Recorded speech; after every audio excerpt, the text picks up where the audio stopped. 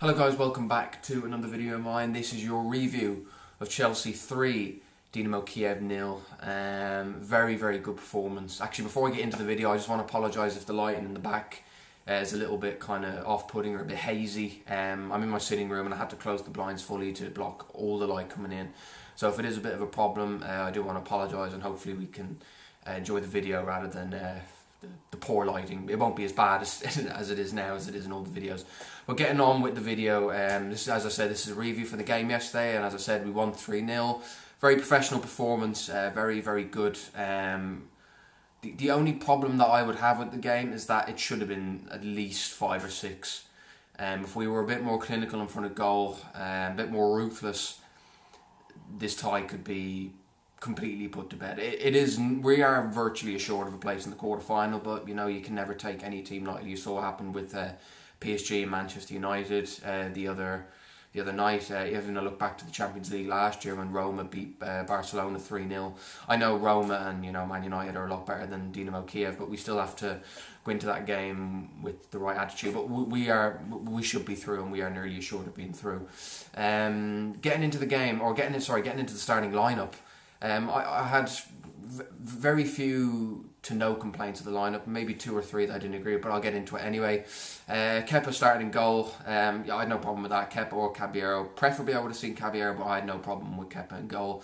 Zappacosta played a right back as Piliqueta was dropped, along with Kante, Hazard, Higuain and Rudiger. They were all rested for the game, which is good to see. It means most of them, if not all, should be fully fit and ready to go against Wolves on Sunday. But yeah, Zappacosta started at right back. Centre backs were Andreas Christensen and David Luiz. No problem with that partnership at all. And Alonso at left back, which is good to see, because that means Emerson should be playing against, or hopefully will be playing against, Wolves on Sunday. Now, the problem I had with this starting lineup was in the midfield. I was very disappointed that Loftus-Cheek didn't start, and I was very disappointed to see Kovacic, Barkley and Jorginho. I think Jorginho should have been rested. Again, he didn't do badly. I think he's getting better, but he didn't need to play that game. And Kovacic and Barkley, they just looked lost. I'll get into my discussion on each of the players, but yeah, them three started in midfield. The front three, I had a little bit of an issue with this as well. Pedro and Willian were the 2 wide players with Giroud up front. No problem with Giroud starting up front, but I was very disappointed not to see Callum Hudson-Odoi start. He's proved that he's ready to play, so why didn't he play this game? Anyway, that was the starting 11. Getting into the game, yeah, we dominated that game, seriously. Dynamo Kiev were poor. I expected a little bit more from them, to be honest. I didn't think they'd be that poor and offer that little, but they did. It was good for us, and we took advantage. Well, we took advantage of it, but not as much of an advantage as we should have taken.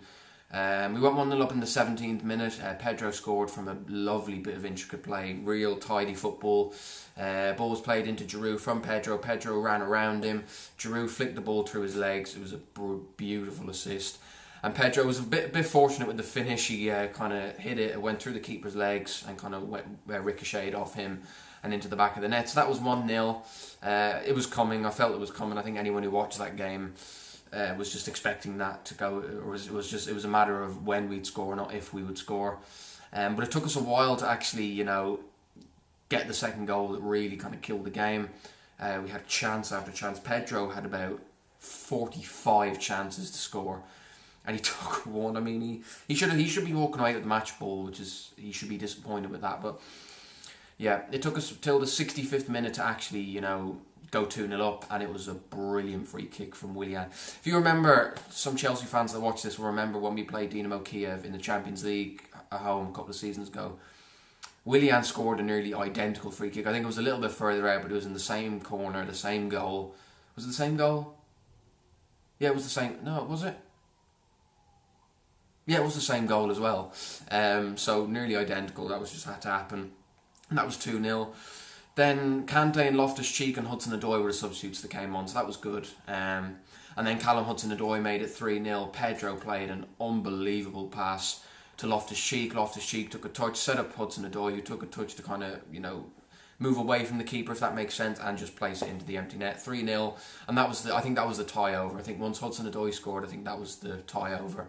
Obviously, I'm very much a pessimist, so I don't think the tie is over until the 90 minutes are finished in Kiev, and we've obviously won by more goals than them. But yeah, it's nearly assured. But overall, a very good performance, very professional performance, exactly what I'd say every Chelsea fan was looking for. Getting into the player ratings, Kepa in goal. Yeah, Kepa was literally a bystander. Made one or two decent saves. He kept a clean sheet, which is what you want from your goal. I'll give him a 7, but he was very much a spectator in that game. Zappacosta, 6. He wasn't great. To be honest, when I watch him play, which is very rarely because he never plays, he just looks a bit disinterested. He looks as if he knows this is the only game he'll play for the next month or two.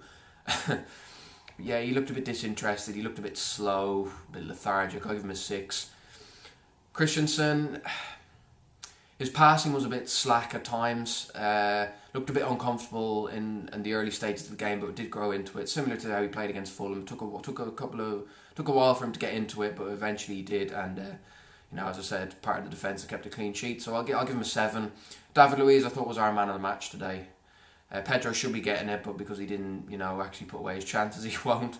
But David Luiz, I'll give him a 9. I thought he was brilliant, defended really well. His long-range passing was exceptional. Don't think he misplaced one. Or if he did, it was just the one. So I'll give David Luiz a 9. I thought he was brilliant. Alonso, he was okay. He didn't do anything wrong, but he wasn't spectacular. I'll give him a 6 as well, same as Zappacosta. He was alright. He wasn't spectacular. Didn't, set the stadium alight. I'll give him a 6. Jorginho, 7. Again, I think he did well today, and what I noticed today and what I've noticed in the past 2 games, you could say with our last 3 games, we've won our last 3 games, is he's finally starting to play the ball forward a lot more.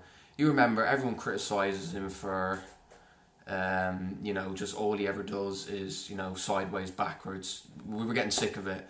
But finally, I think in these last 3 games, he's finally had a look at himself in the mirror and go, come on, you're never going to help your team score if you're just going to keep going sideways and backwards. But he did well today. Made a good few passes into the box, looking for his teammates. So I'll give him a 7. He was good today. He was good. I'll give him a 7. This is where I'm going to talk a little bit more. Barkley and Kovacic, they just look lost. I've said this about Barkley. I've said this about Barkley before. I just don't think he's Chelsea quality. It doesn't mean I don't think he's a good player. I just don't think he's at this level. At Everton, yeah, because Everton are around a team that are going to be finish around 9th to 12th every season. But with a team like Chelsea, I'm not trying to, make us out to be the best team in the world, because we're far from that. But he just doesn't have it in him to do it week in, week out, like the likes of Kante does it week in, week out. Hazard does it most weeks. So it's. Again, it's not a catastrophe. I would honestly cut our losses with him. It won't be too much of a disaster because we only spent 15 million on him, which in today's market is cheap as chips. But yeah, I just don't think he's good enough. He looks lost on the pitch. He just does the same thing over and over again. He did a good bit of skill the first half, but again, that's the only thing I can remember him doing. He missed a chance as well, so that just emphasises my point. I just don't think he's Chelsea quality. It's not to say that we're better than him. I just don't think he's good enough to be playing for us. He just looks lost out there. And Kovacic, again, he was poor yesterday. He was very poor, possibly the worst player on the pitch yesterday. He just, every time he got the ball, he looked scared, as if he went, oh shit, I better give it away, or just get rid of it. Similar to I remember Bakayoko against Watford last year when we got smashed 4-1. Every time he got the ball, he was just looking to get rid of it as soon as he got it, not being confident in your ability and trying to look for a teammate and open up play. He just looked nervous, and he was very poor yesterday. Again, he looks lost. I'll give them both a 4, and that's, you could say that's a bit harsh, but I just think they were our 2 worst players yesterday. I'll give them both a 4. Moving into the front 3, Pedro I thought was really. I say really good because he got a goal and played an unbelievable pass for Loftus-Cheek to set up Hudson-Odoi, but he missed absolute sitters. Ones you would expect him to score. Again, you could say the keeper did well, but you would expect him to score. But I'll give him a 7. He got a good goal, got a brilliant ball for Loftus-Cheek. So I'll give him a 7. Willian scored an unbelievable free kick, but apart from that, I don't really remember him actually doing much. I'm not going to take away anything from the free kick because, again, I thought it was brilliant. kind of put the game in our hands, or kind of put the game to bed really. So I won't take that away from him, but he didn't really do much other than that. I'm a 6. Giroud was good. I certainly know, I don't know, Chelsea fans, we know what we're going to get with Giroud. He's not going to score goals every game. Well, in the Europa League he does, but more often than not he doesn't score many goals. But what he does do is hold up the ball brilliantly, bring his teammates in, and that assist for Pedro was just beautiful, through the legs, little flick, and it got us going. I'll give Giroud a 7. I thought he was good. No one's really getting above a 7 apart from David Luiz. Substitutes that came on, Kante, came on for half an hour. I'll give him a 6. Did well. He's just Kante. That's all you can say about that. Loftus-Cheek and Hudson-Odoi, I'll give them both a 7 because they combined brilliantly for that third goal. So yeah, that's all I have to say really.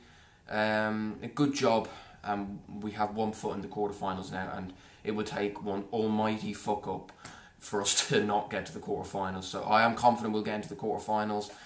And now that we can put the Europa League aside we'll play them next week, or well, it's Friday today, so in 6 days. We have Wolves on Sunday, which is a big game. Arsenal and Man United playing each other.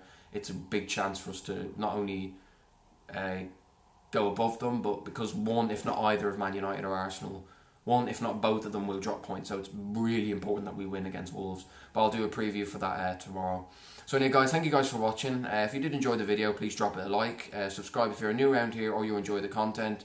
And as I said, I'll have the preview for the Wolves game out tomorrow afternoon, early evening. So see you then guys, and take care.